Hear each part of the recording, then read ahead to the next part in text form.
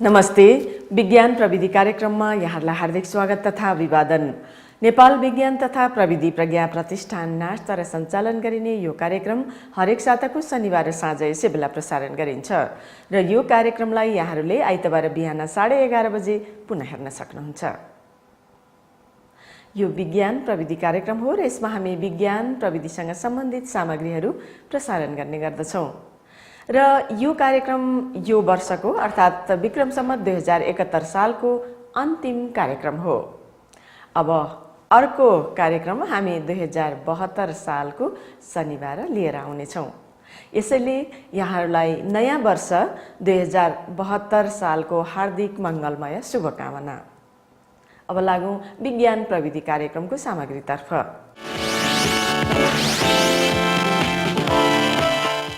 नेपाल विज्ञान तथा प्रविधि प्रज्ञा प्रतिष्ठान नास्टमा कार्यकारी प्रमुखका रूपमा उपकुलपति र सचिवको नियुक्ति कुलपतिको हैसियतले प्रधानमन्त्रीद्वारा हुने गर्दछ र यसै क्रममा यही चैत्र महिनाको 22 गतेदेखि नास्टमा एकजना नयाँ सचिवको आगमन भएको छ र उहाँको कार्यकाल 4 वर्षको हुन्छ।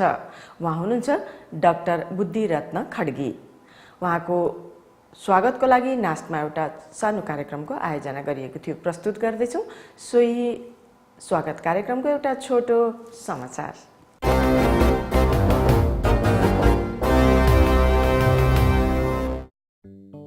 नेपाल विज्ञान तथा प्रविधि प्रज्ञा प्रतिष्ठान नास्ट ऐन अनुसार उपकुलपतिको सिफारिसमा कुलपतिले प्रज्ञा प्रतिष्ठानको सचिव नियुक्त गर्ने व्यवस्था छ र उक्त सचिवको कार्यकाल 4 वर्षको हुन्छ। पहिलो 4 वर्षे कार्यकालपछि एक अर्को 4 वर्षे कार्यकाल थप्न सकिने व्यवस्था पनि छ। सचिव प्रज्ञा प्रतिष्ठानमा पूरा समय काम गर्ने पदाधिकारीका रूपमा रहने हुन्छ। सचिवको मातहतमा प्रज्ञा प्रतिष्ठानको कर्मचारी, वित्तीय तथा कोष र अन्य सामान्य प्रशासनको जिम्मा रहनेछ। परिषद र उपकुलपतिको रेखदेखमा निजले तोकिएको बमोजिम अन्य काम गर्नुपर्ने हुन्छ। सोही नियमानुसार नास्ट ऐन 2048 बमोजिम सम्माननीय प्रधानमन्त्री एवं प्रज्ञा प्रतिष्ठानका कुलपतिज्यूबाट नास्टको सचिव पदमा 2071 चैत्र 20 गतेदेखि लागू हुने गरी डाक्टर बुद्धिरत्न खड्गीलाई नियुक्त गर्नुभएको छ। सचिव डाक्टर बुद्धिरत्न खड्गीले 2071 चैत्र 22 गतेदेखि आफ्नो पद बहाली गर्नुभयो। सोही दिन प्रज्ञा प्रतिष्ठान परिवारका तर्फबाट एक स्वागत कार्यक्रमको आयोजना पनि गरिएको थियो। उहाँको पृष्ठभूमि हाम्रो देशको समस्यासँग सम्बद्ध कृषिमा काम गर्नुभएको यहाँलाई थाहा नै छ। हाम्रो देशको कुल गार्हस्थ्य उत्पादनको झन्डै 1/3 कृषिले चाहिँ योगदान गर्दछ।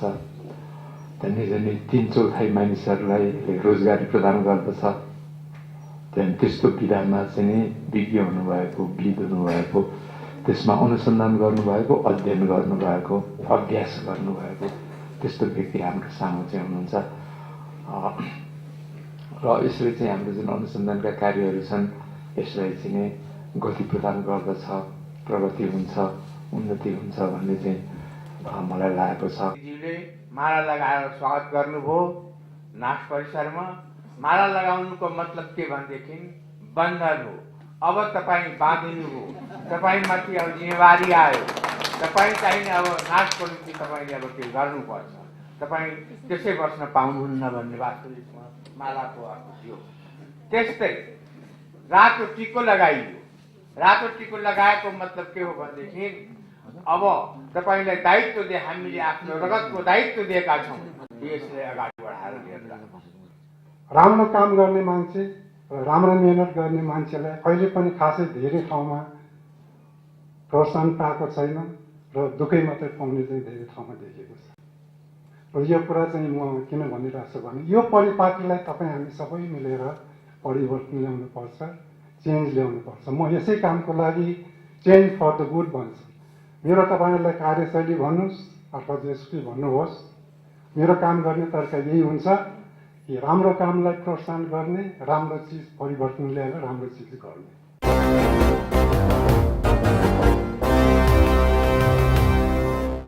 आधुनिक युग विज्ञान प्रविधिको युग। विश्वमा विज्ञान प्रविधिको विकासले यति अगाडि गति लिइसकेको छ कि अहिले संसार नै एउटा सानो कोठामा अटाउने भइसकेको छ। यस्तो जमानामा पनि एकजना मेकानिकल इन्जिनियर र एकजना केमिकल इन्जिनियर त्यस्तो विषय अध्ययन गरेर पनि हाम्रा पौराणिक वेद तथा अन्य परम्परावादी धर्म कर्ममा उहाँहरू विश्वास गरेर अघि बढ्नु भएको छ र यस्तै विश्वासलाई लिएर केही दिनपछि एउटा अन्तर्राष्ट्रिय सम्मेलनको आयोजना गर्दै हुनुहुन्छ। साइन्स एन्ड साइन्टिस्ट उक्त सम्मेलनको नाम हो। प्रस्तुत गर्दैछौँ केमिकल इन्जिनियर र मेकानिकल इन्जिनियर र उहाँहरू महाराज अर्थात् जोगीको रूपमा हुनुहुन्छ। उहाँहरूसँगको कुराकानी सहितको यो सामग्री अबको पालोमा।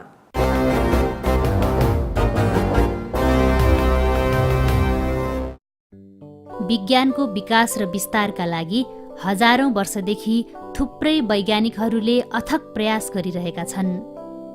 उनीहरूको बौद्धिक चेतना र क्षमताको उपज स्वरूप नै अहिलेको युगको प्रगति सम्भव भएको हो। Actually, in our ancient tradition also, there are three things explained: Gyan, Vigyan, Pragyan. Gyan means theoretical knowledge, Vigyan means practical knowledge, and Pragyan means the knowledge mixed with love.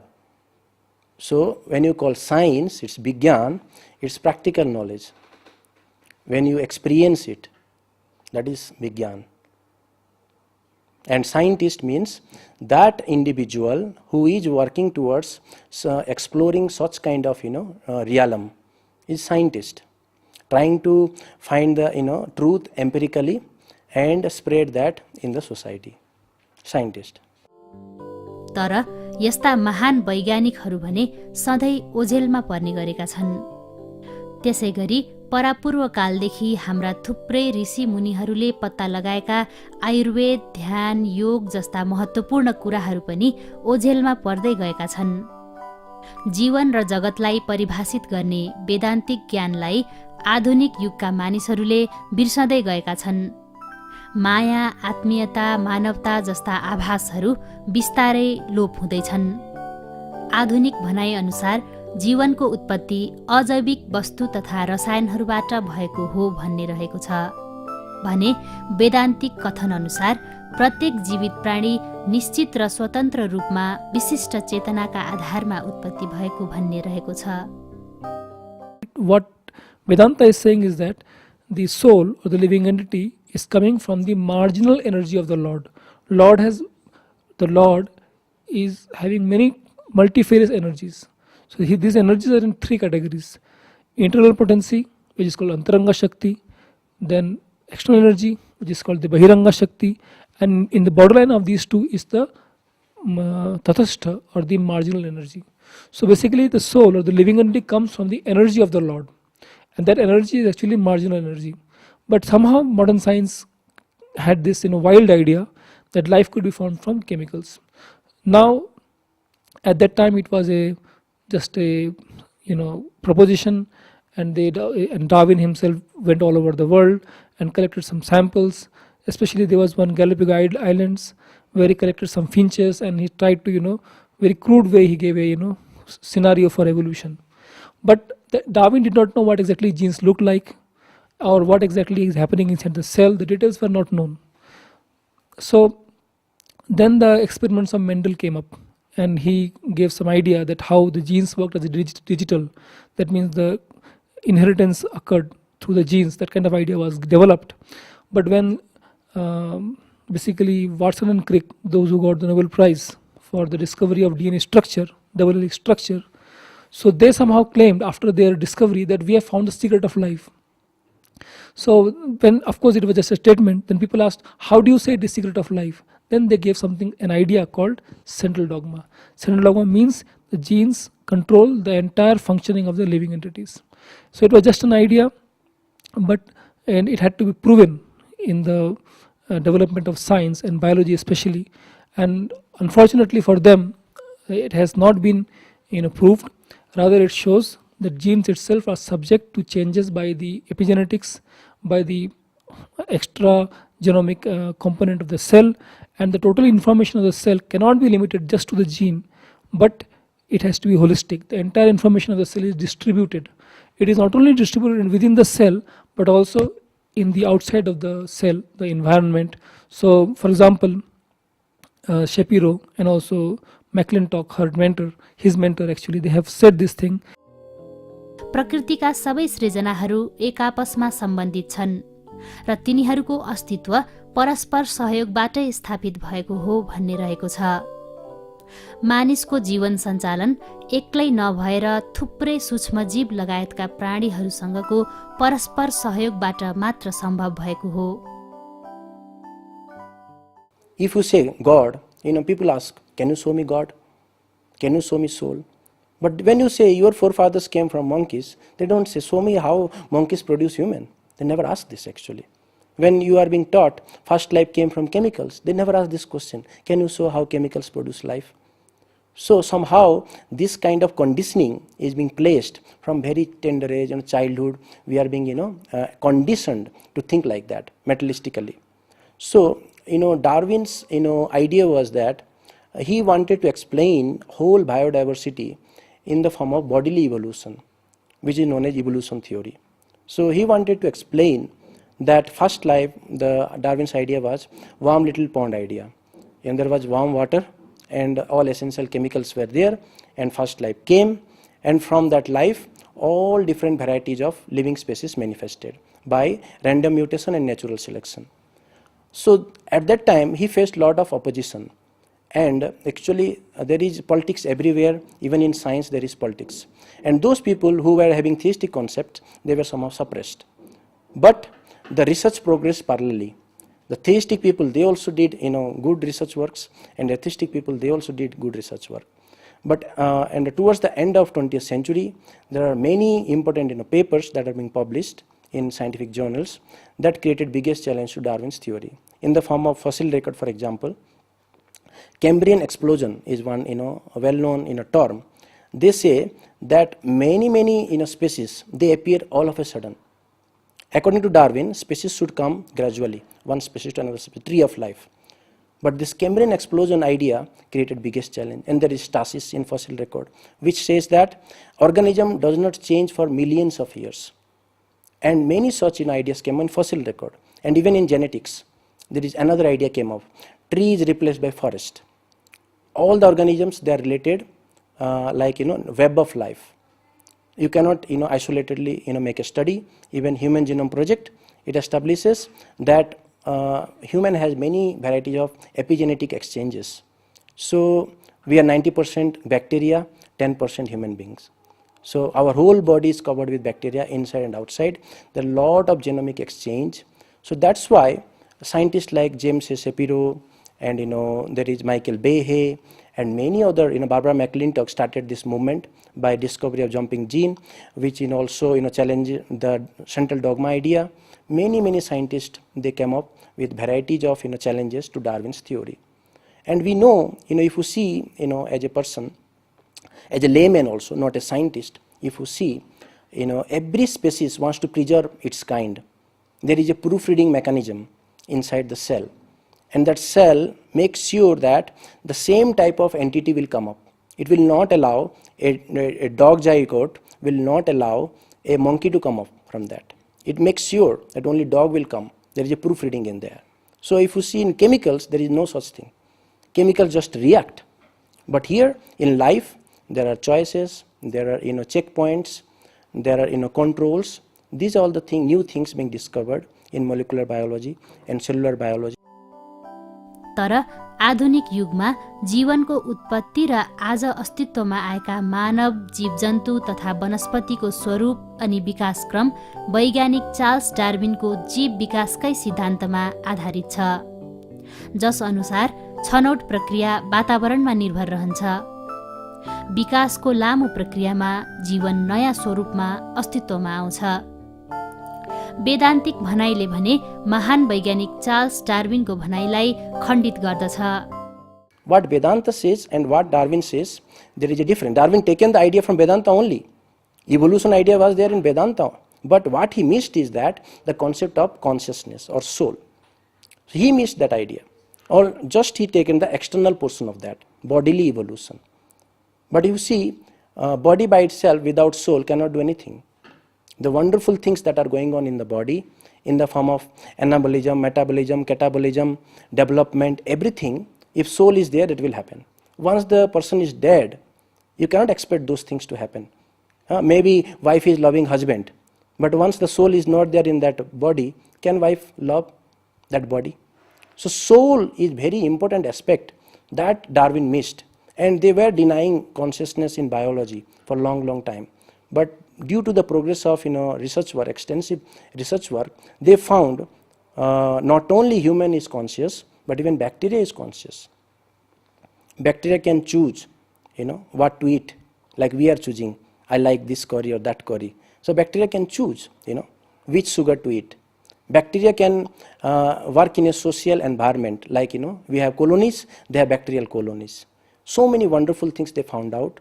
And in Cambridge University there was a conference called Francis Crick Memorial Conference, and there they established all these big biologists, even Stephen Hawking, one of the famous scientists, he was there, and there was a declaration they signed that human to octopus, all non-human animals, they are also conscious entities. So now the question came that Darwin's theory does not address consciousness. So to address consciousness, the evolution of consciousness, but Vedanta says that there is evolution, but it is not the evolution of bodies, but the soul. If the soul in the bacteria body develop the consciousness that of a fish body, fish consciousness, then after leaving bacteria body, it will get fish body. There is reincarnation theory, that is evolution theory. According to your consciousness, you get new bodies. So this aspect is again coming off in biological realm. That's what we are trying to bring out. मानव शरीरलाई मुख्य दुई भागमा विभाजित गरिएको हुन्छ। पहिलो हो मस्तिष्क अर्थात् चेतना र दोस्रो हो शरीर। जीवन सञ्चालनका लागि मस्तिष्क र शरीरले सँगसँगै आपसी तालमेलमा कार्य सञ्चालन गरिरहेको हुन्छ। आजभोलिका मानिसहरू भौतिकवादी धारणामा पूर्णतया लीन हुन पुगेका छन्, तर भौतिकवादको पछाडि लागेर मात्र जीवन सरल तरिकाले खुसी साथ बाँच्न नसकिने हुँदा धर्म, संस्कृति र विज्ञानलाई परस्परमा समायोजन गर्दै लानु आवश्यक रहेको छ।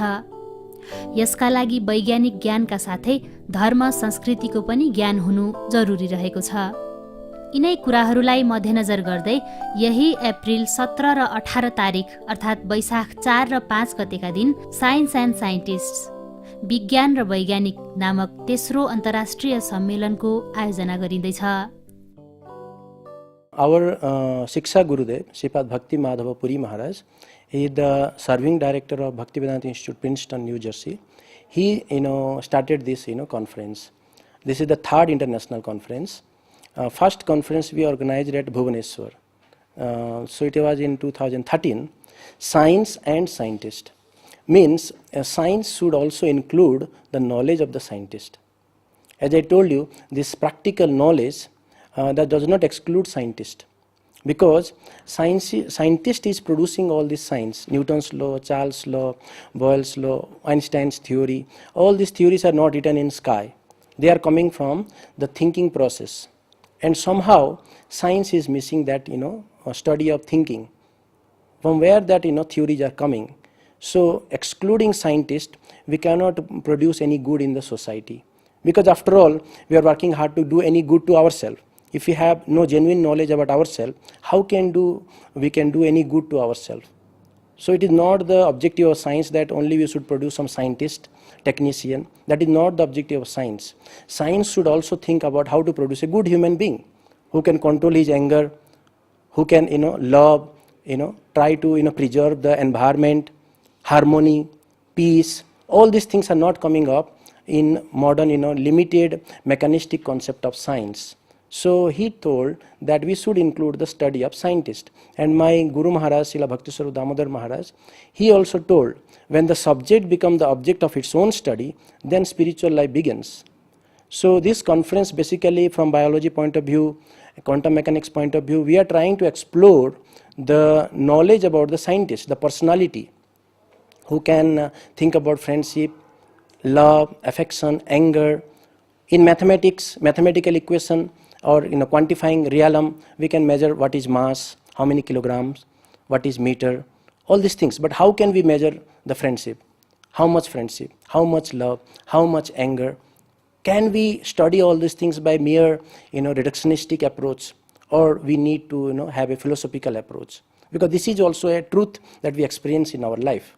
So this is the objective of this conference. And this conference will be attended by top scientists from all over India and outside, from various backgrounds, biotechnology, quantum mechanics, physics, mathematics. So everybody who has life, they have the right to understand what is it, what is life, how life originated. This is the objective of this conference. उक्त सम्मेलन श्री चैतन्य सरस्वत संस्थान सिलिगुडी भारत, भक्ति वेदान्त संस्थान America, DAV सुशील केडिया विश्व भारती तथा केन्द्रीय जैविक प्रविधि विभाग त्रिवी तथा नेपाल विज्ञान तथा प्रविधि प्रज्ञा प्रतिष्ठान नास्टद्वारा संयुक्त रूपमा आयोजना गर्न लागि हो। बुद्ध हल DAV सुशील केडिया विश्व भारतीमा हुन लागेको उक्त 2 दिने सेमिनारमा नेपाल लगायत भारत, बांग्लादेश, इटली, बेलायत, अमेरिका आदि मुलुकहरूका ख्यातिप्राप्त वैज्ञानिकहरूले कार्यपत्र प्रस्तुत गर्नुहुनेछ। आधुनिक युगका वैज्ञानिकहरू वेदान्तिक विचार र चिन्तनहरूमा सहमत होलान् त भन्ने जिज्ञासामा विशेषज्ञ भन्नुहुन्छ। Lot of scientists have already appreciated. I can just give an example. When the atom bomb was exploded, the first atom bomb in America for a test case, so there was a scientist called Oppenheimer, and he can see in YouTube, and his records are already there. He says, when I saw that, as if 1,000 suns exploded, I was reminded of I was reminded of the Lord explaining to the Prince Arjuna that I become death. So that means when he saw the destructive power of the atom bomb, it made him very humble, and he was thinking what kind of bad result may come out of it, and he was reminded from there of the Bhagavad Gita statement. Many other examples are the Schrödinger. Schrödinger has given, who gave that equation. Actually, there are two things: wave mechanics and matrix mechanics in quantum mechanics. Schrödinger has given his idea about Vedanta, and I think Einstein came to India. He discussed with Rabindranath Tagore about certain aspects of his discoveries, and also what was Indian thinking or the ancient thought. So I think William Thoreau and many other, I think Ralph Waldo Emerson and so many other great scientists are there. And modern science also, they are very much looking forward to the Vedantic conceptions. They are asking, those who have understood some of the modern sciences and what are the difficulties that they experience in science, they have become very, they have become inclined to inquire about the wisdom of the Upanishads, the wisdom of the Bhagavad Gita, and our ancient Sanatan tradition. Yes विज्ञान र वैज्ञानिक नामक सम्मेलनले नेपाल र नेपाली जनमानसमा कस्तो सूचना प्रवाह गर्नेछ त भन्ने प्रश्नमा आयोजक समितिका डाक्टर मोहन खरेल भन्नुहुन्छ। हामी आफै पनि चेतनशील हुन्छौँ नेपाली नागरिकहरू, र अर्को कुरा हाम्रो देशको पनि नामहरू चाहिँ हाम्रो नेतृत्वले गर्दाखेरि अरू देशमा भएका लडाइँ र झगडाको लागि पनि कम कसरी गर्ने, र साथै नेपालमा भइरहेको पनि लडाइँ र झगडाहरू एउटा चाहिँ बडा सोच्न लायकको विषय चाहिँ भइरहेकै छ। किनभने लडाइँ नै मात्रै गरेर चाहिँ भनेदेखि एउटा विकास हुन्छ भन्दा पनि एउटा चाहिँ चेतनाको एउटा साक्षात तप गरेर चाहिँ एउटा अलौकिक रूपबाट चाहिँ जब मान्छेको दिमागमा सिर्जना हुन्छ तब मात्रै चाहिँ एउटा विकास एउटा शान्ति आउन सक्छ। त यहाँ जुन लडाइँ गर्ने मात्रै एउटा प्रक्रियाहरू छन् त्यसलाई चाहिँ भनेदेखि केही हदसम्ममा एउटा नयाँ दिशा दिनको लागि पनि यस्तो कन्फरेन्सले केही न केही यो भूमिका खेल्न सक्ला र देशव्यापी रूपमा यसको महत्त्व राख्न सक्छ, मलाई त्यस्तै लाग्दैछ। आशा गरौँ यस सम्मेलनले धर्म वेदान्तमा लुकेका मानव हितका कुराहरूलाई उजागर गर्दै लडाई र झगडाको आजको युगको स्थितिलाई शान्तिमा परिणत गर्न मद्दत पुर्याउनेछ।